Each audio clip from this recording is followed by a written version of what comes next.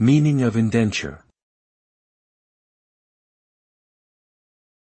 Indenture. Indenture.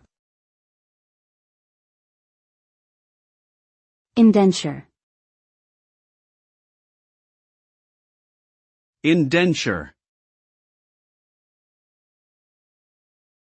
The term indenture can refer to a legal contract or a historical document. In the context of a legal contract, an indenture is a written agreement between two or more parties that outlines the terms of their relationship and often involves the exchange of money or property.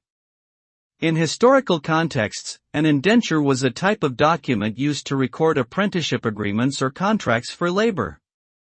These documents were typically written on parchment or paper and featured a distinctive indented edge that allowed for easy identification of genuine copies.